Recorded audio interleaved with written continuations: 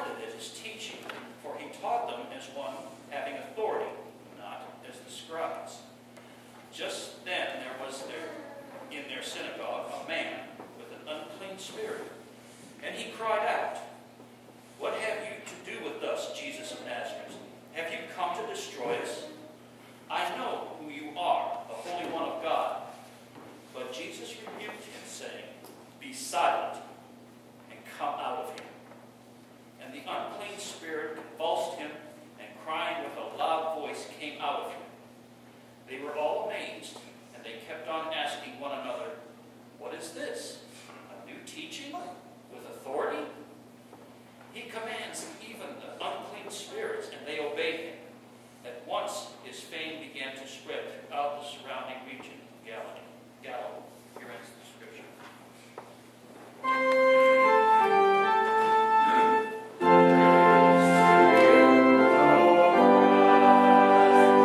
You may be seated.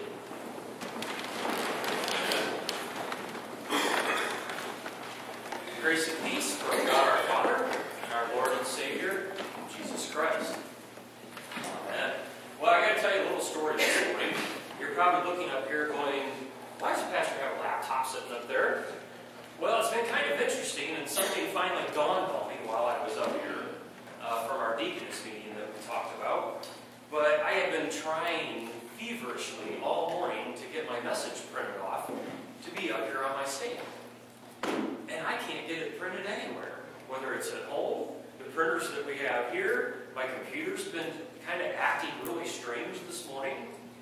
And when I was preparing this week's message, you could hear about Satan being actually in the worship place. And Kathy brought up a good point. I think we need to anoint and lay hands upon this computer. But then it just dawned on me while I was up here, we were talking about how we could be, in this economy, we're always trying to find ways to save money.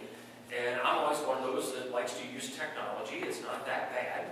And it just dawned on me. It's like, I print out my message every week on paper. Why do I do that? Why don't I just use the laptop? It's kind of silly, because I can work from it just as well as I can work from paper. But then you have to hope the battery doesn't die. So we'll see how this goes.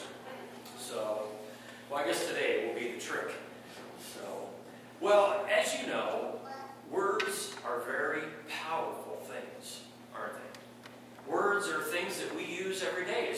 When I walked in here today, I just hear a bunch of chatters. I heard everybody in Fellowship Hall as you got here early, and you got your coffee, and we're just kind of hanging out.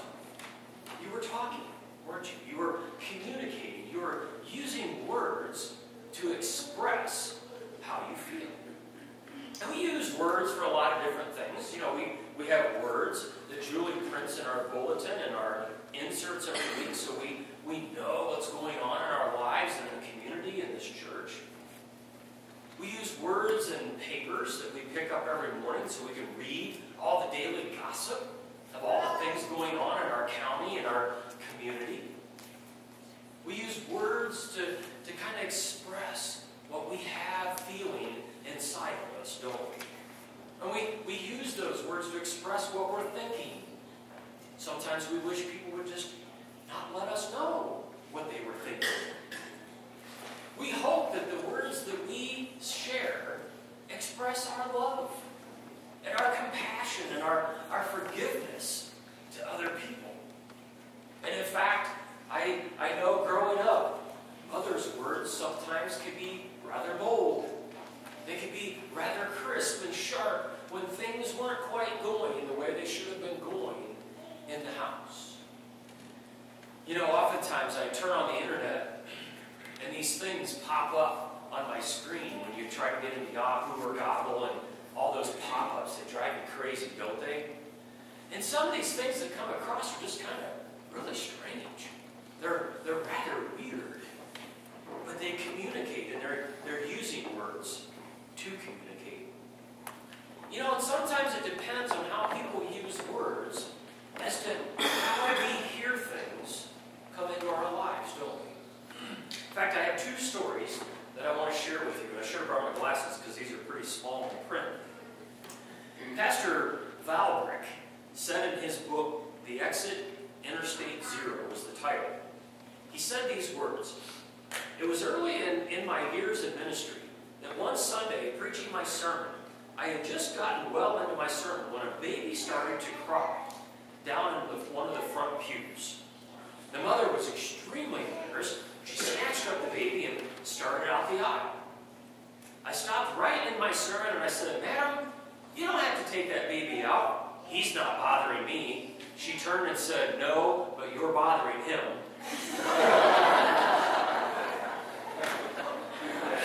In fact, our two young ones here this morning, I'm sure that's not the case. As you know, I am very thrilled to have them here in this worship place, no matter how busy they are in their little chapter. So it's fantastic. So that is one way that words could be spoken and interpreted. But here's another one. A New York columnist said one time long ago to prove that no one really listened to what anyone said at a cocktail party. And then he was invited to such a party, and he always would arrive late. When he arrived, the hostess greeted him, and he explained why he was late. He had stopped for a moment and murdered his mistress, and it took him longer than he thought. Without blinking an eye, the hostess said she understood perfectly. "I was almost late myself," she said. "Everyone's quite busy in life. Why don't you come in, enjoy yourself, and have a great time?"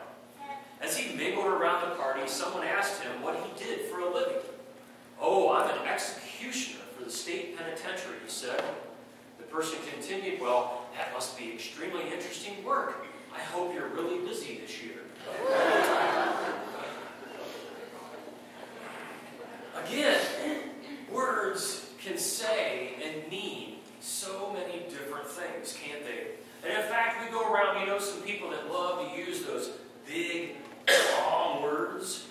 Those long words that make you scratch and you say, "Oh yeah, oh yes," and you agree with everything they're saying, and you turn to your spouse on your way home and go, "Now what did they say?"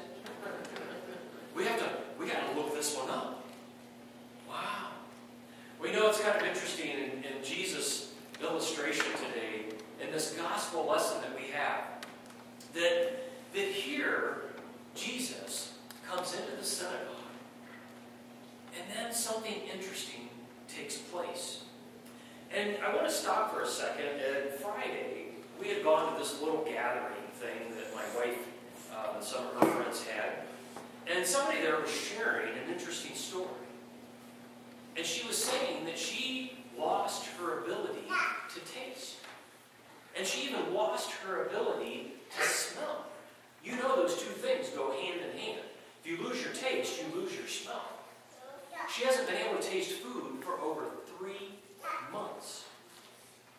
Now, given Terry's condition that she has, there's hope, about a 50% chance that she'll get it back. But there's also a 50% chance that she won't. But it made me think, what would happen if you lost your ability to speak? Now, some of you are probably saying, "Wow, that's kind of interesting. My spouse, he won't talk to me anymore." Or guys, you probably sit and say, "Gosh, now I can watch a football game and nobody's chattering and talking in my house." I have that happen every once in a while. But imagine if you lost your ability to hear. You would never be able to hear a thing. For some of you, you're saying, "I don't like that. I like to be able to get up in the morning on a spring day and hear the birds out chirping and watch them at my little feeder. What would I do without my hearing? What would I do if I couldn't see?" People live every day like that. But could you imagine having all of your senses and then losing them?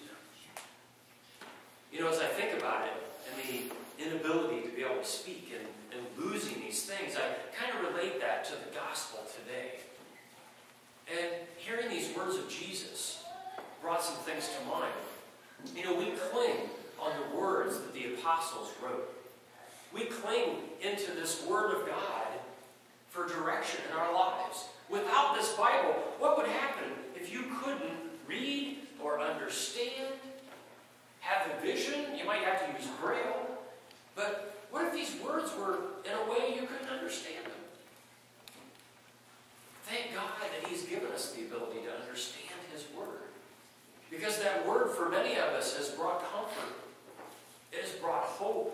has brought direction. It's brought understanding. It's even brought healing.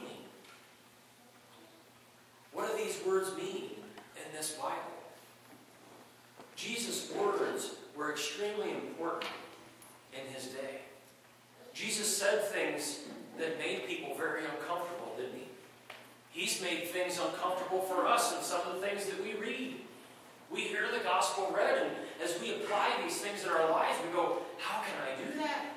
How, Jesus, do you expect me to follow these things that you say? It's impossible. This world's so weird. The people around me are strange. I'm the only right one left. But Jesus challenges our faith, doesn't he? He uses these words to challenge us in a way to grow in him. But it's interesting as we hear these words. I want us to open our Bibles back to the Gospel. Gospel of Mark, chapter 1. Mark, chapter 1.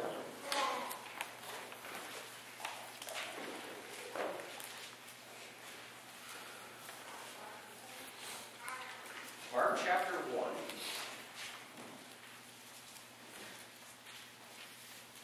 You know, Jesus gathered with all these people in the synagogue to worship.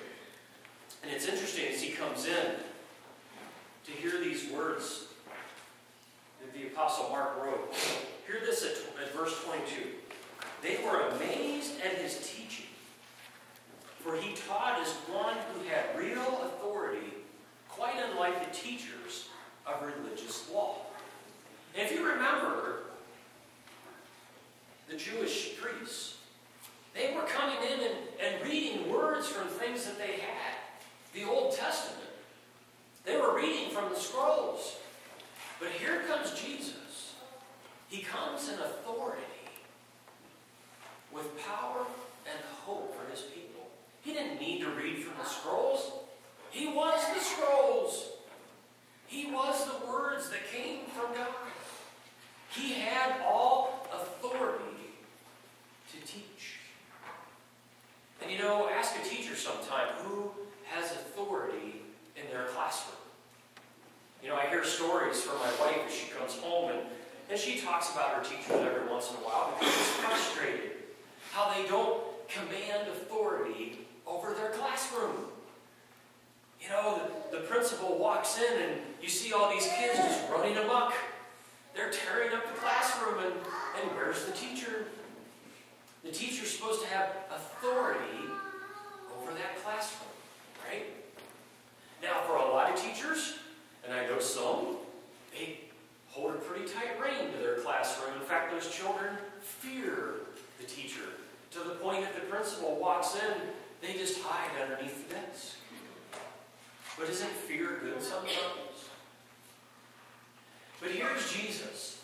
He's commanding authority over this synagogue. In fact, the example even goes beyond that when it comes to authority.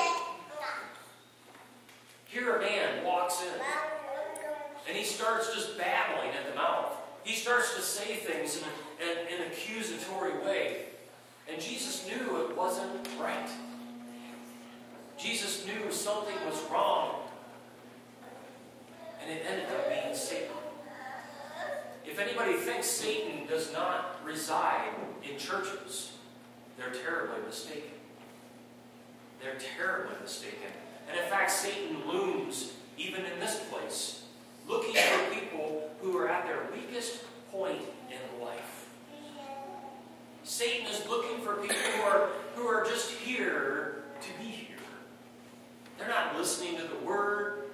Okay, maybe you don't listen to the pastor every once in a while, but at least listen to God's Word. Satan was trying to overthrow Jesus, but Jesus wasn't going to have a thing to do with it.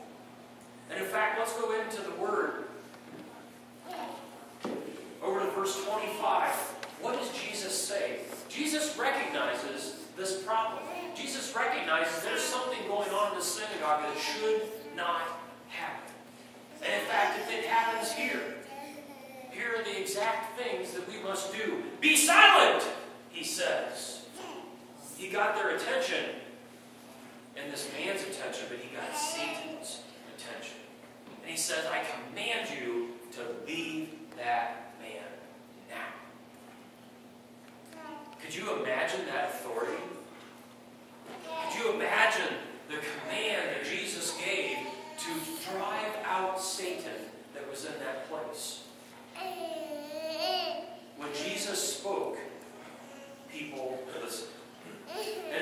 Satan listened, didn't he? Satan left.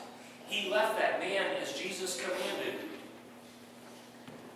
And I couldn't imagine us having to do that here, but if we did, we have the spiritual ability to free a person from the clutches of Satan. You know, as Jesus talked to these people, he was trying to get their attention. And I want to go over to Mark 8. While we're in Mark, let's go over to Mark chapter 8. What gave God the authority given to his Son to command that this thing would happen? And it's interesting as we read this. Mark chapter 8, verse 33. Mark chapter 8, verse 33. You know, as we talk about Satan, the authority that he tries to reign over us. In fact, in your life, if you need to know how to deal with Satan, whether it's here or at home or a situation, here is what you can do. Jesus gives us the perfect example. Mark chapter 8, start at verse 33. Jesus turned and looked at his disciples and then said to Peter very sternly, "Get away from me, Satan. You are seeing things merely from a human point of view, not from God's." Then he called his disciples and the crowds to come over and listen. "If any of you wants to be my follower," he told them, "you must put aside your selfish ambition, shoulder your cross, and follow me. If you try to keep your life for yourself, you will lose it. But if you give up your life for my sake and for my sake of the good news, you will find true life. And how do you benefit if you gain the whole world but lose your own soul in the process? Is anything worth more than your soul?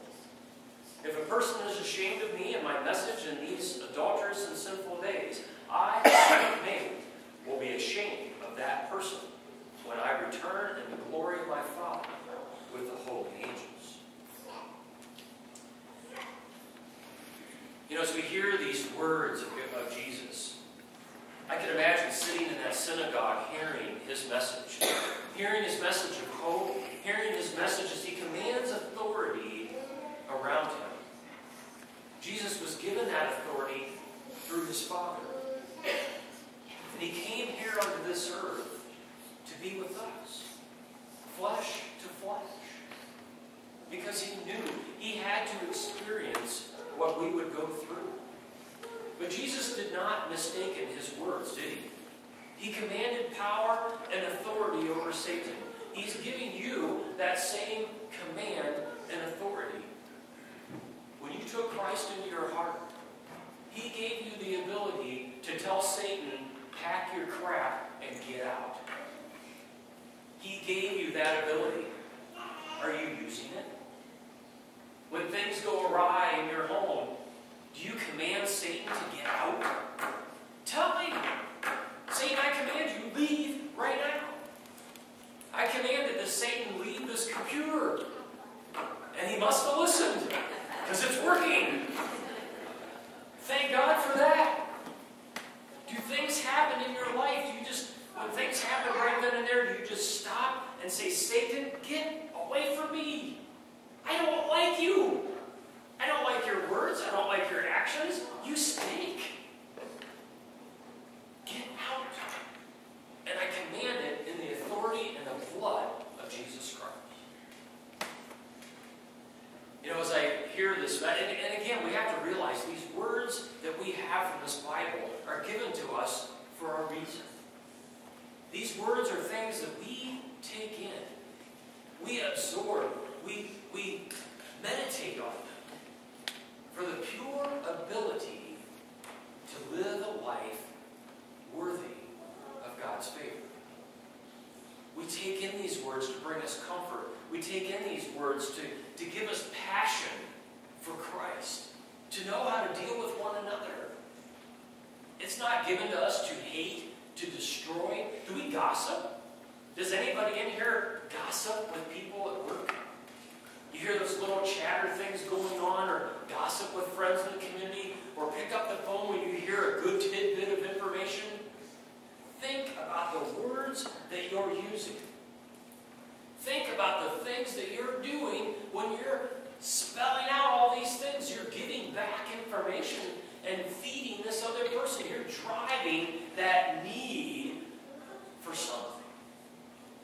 Rather, when you hear gossip going around, can't you be the one to use words that will bring love and hope?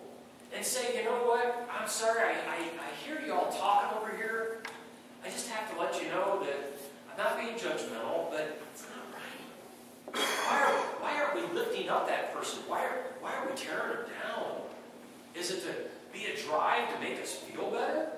Because we can put somebody else down there, leaving us alone? I've always made the comment, if you're talking about me, it's wonderful, because you're leaving somebody else alone. So if you got to talk about somebody, talk about me. And maybe that'll scare them away. But why do we talk in hatred? Why do we talk in ways that, here's this man, he was filled with Satan. And I'm telling you, when you're gossiping, when you're out there doing those things and using words you shouldn't, you're being just like this man that entered that synagogue. Have you asked Jesus for help to drive out Satan in your life? Think about the words that you use. Every time you moan and complain and murmur, it's being just like this man. So, where does that leave us today? Words can be extremely powerful. Words can destroy, or they can lift up. They can tear people down and drive them to tears, or bring happiness and joy to their life. You know, we communicate with people by email.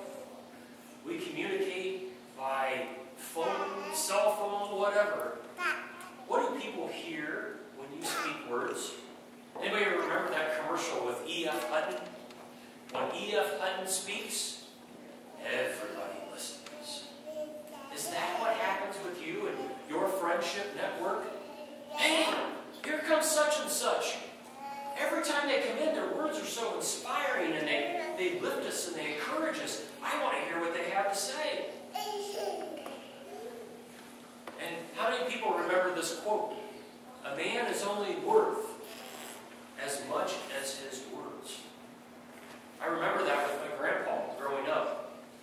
They never signed contracts. Their word was who they were. A handshake was worth more than a signature ever could be. You could walk into a bank and get a loan. Never had to sign 5,000 papers. You just shook hands. Your word had value. Is that what people think when they hear your words? Is that what people think when they hear from your mouth the things that you speak? I can only hope that it brings encouragement. I can only hope that it brings love and strength to other people. And I want to go over to Psalms 19 and end for today. Psalm 19, verse 14. Highlight this one. Mark it with a post-it note. Do something. This is fantastic and wonderful. Psalm 19, verse 14. And I want to end on this today. I still hear some pages flipping. I'll wait just a second. Psalm 19, verse 14. Hear these words. May the